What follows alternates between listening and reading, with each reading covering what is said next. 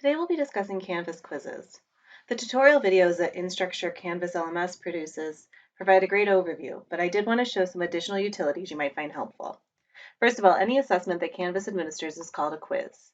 So it may be called the final exam for your course, but Canvas will still call it a quiz. In the Quizzes menu, let me first draw your attention to these options. You have the option to manage your course's question banks. If you've used Canvas quizzes in the past, your quiz questions will have likely been saved here under unfiled questions. This can be helpful if you want to reuse items, say from like your course's midterm. You could add a new question bank here too as well. If you're using your textbook's companion integration with Canvas, you'll see the publisher's question bank here too. But I'm not going to use an item bank just yet. I'm going to start a new quiz from scratch by adding a new quiz. Under the Details tab, there are quite a few things to understand. You'll give your quiz a title, some instructions. Then when you come down here, particularly under Quiz Options, shuffling answers can be helpful while you build your quiz. I always tend to mark the first question as the correct answer because I know Canvas will shuffle these answer choices for me for each student. Time limits also help restrict access to the content. If your student has a learning disabilities accommodation, you can extend time for that individual student after the quiz is developed and published. If you want to allow students multiple attempts for your quiz, you have the choice as to which score to keep. You can keep the highest score, the average, or the latest, most recent score. I'm not going to allow multiple attempts for this one. The second option, let students see their quiz responses, is a little confusing. So let's take a look at what each option looks like. If you want the utmost security for your assessments, I would advise unchecking this box. After students submit their quiz, they will never be able to see the quiz questions or answer choices again. It would look like this. They see that their quiz was submitted, they see what their score was, a 2.5 out of 15, but they do not see the quiz questions anymore, they do not see the quiz answer choices anymore, they do not see the correct answers or the incorrect answers. Everything is hidden, and all the student sees is his or her grade.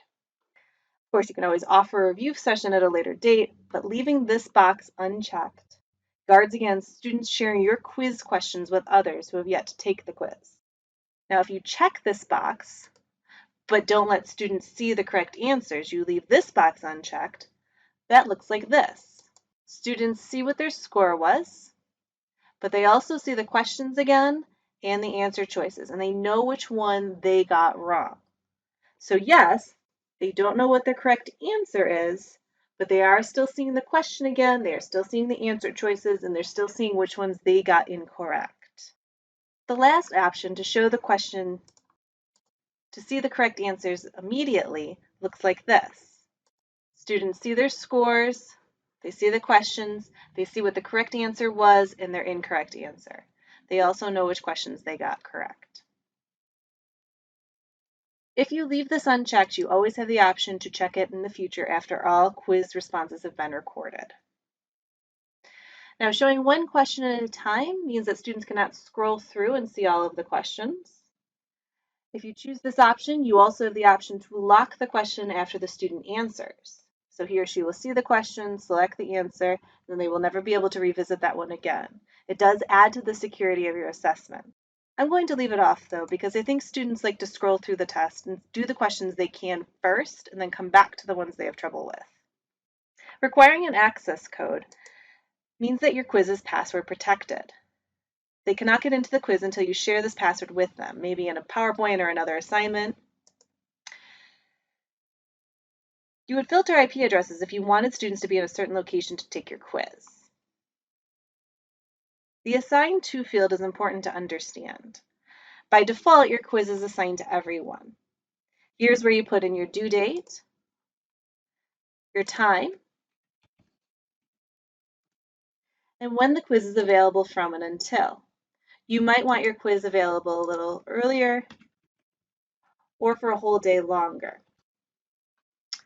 If you leave your quiz available until a later date, so maybe it's due at 11, but you leave it open until 12, students will still be able to submit, but their submissions will be flagged as late. You can decide if you want to accept these late submissions or not. Undoubtedly, you're going to have students who need extensions. Maybe their computer froze or they were sick that day. So it's important to know how to give individual students an extension on your quiz. To do this, click the Add field. This Add button then gives you a whole new Assign To feature, and you can begin typing your student's name. Select her, give her a new date for a due date. Select her, give her a new due date, and new available from and until dates.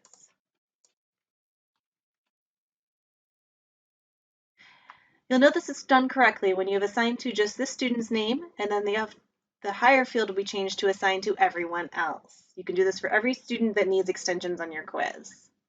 Now to begin adding content to your quiz, you're going to do that under the Questions tab. I'm going to add 6 different questions: multiple choice, true, false, fill in the blank, multiple drop-downs, matching, and an essay question. When you add a new question, the default choice is multiple choice, and the default point value is 1 point. You write your question in the field, and you put in your answer choices down below. It gives you 4 to start, but you can add more or you can delete some if you need to. Once you fill in your different answer choices, make sure that the correct answer is the answer that's flagged. If this is incorrect, simply come down here and click the green arrow to make the other choice the correct answer. These little pink and green boxes are where you can provide feedback to students if they choose this option. So if someone clicked on this answer, I could write in a note.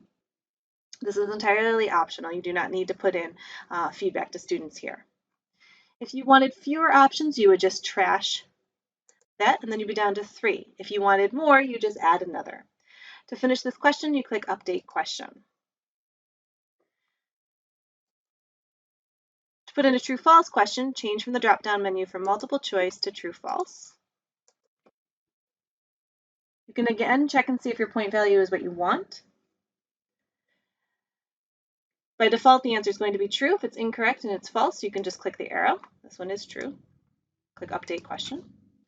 When you add a new question that's a fill-in-the-blank question, keep in mind that this is case sensitive. So you have to type in all the possible correct answers for the blank. Students would get credit for either spelling, because both of these are possible answers for the fill-in-the-blank. A question that's multiple drop-downs provides your students with options to fill in the blanks. They have to choose among the provided options for the correct answer. You do this by bracketing a signal word to become the drop-down menu.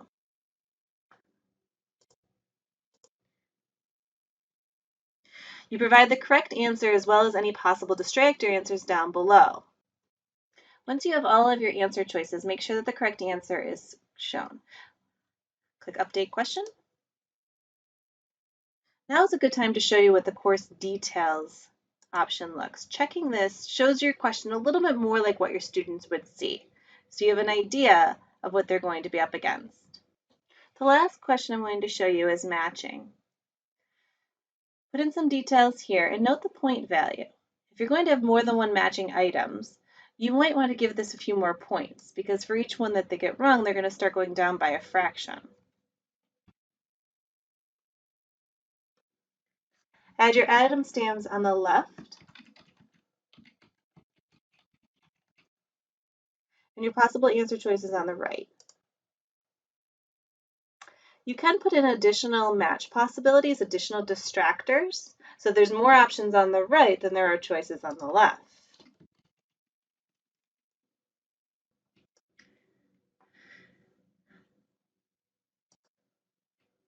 When you choose essay question, you will need to score this one yourself. Canvas will not score these for you.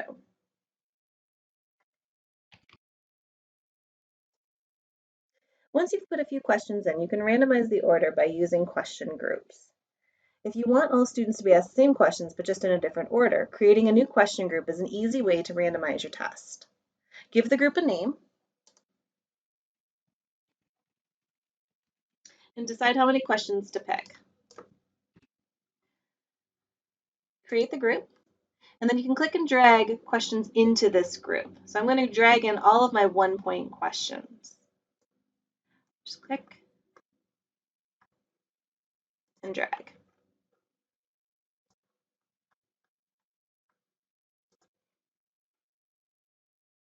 Once you have your questions dragged into the group, and you'll notice that there's a larger box around them, what happens is the students will be asked these questions, but just not in this order. So everyone will have a different order. You can drag all of your course questions into one group if you want to randomize the entire test. You will need to assign different groups based on point values. So for the final exam group here, I have everyone that's worth 1 point. I would do that again if I had more questions that are worth 10 points for a different order, and the same if I had more questions that were worth 5 points.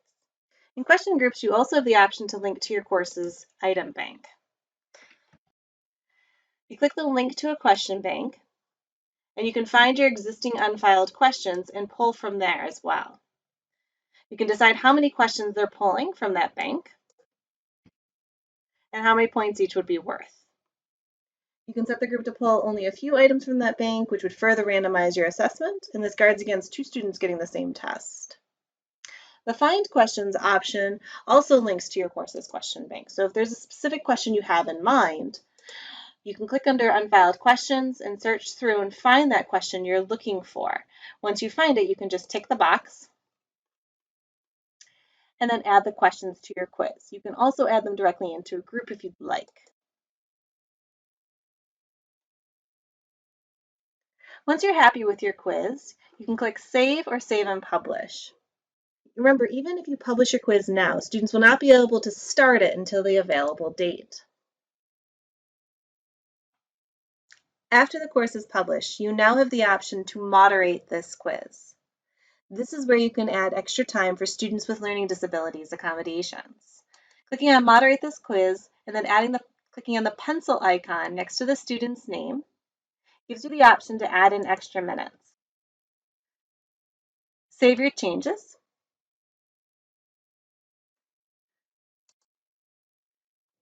After your quiz is published, you also have the option to open SpeedGrader. This is where you can evaluate your essay questions. You can tell by clicking up here that number 2 needs your attention. And from here, you can read your student's answer and put in score. When you click Update Scores, your gradebook populates automatically.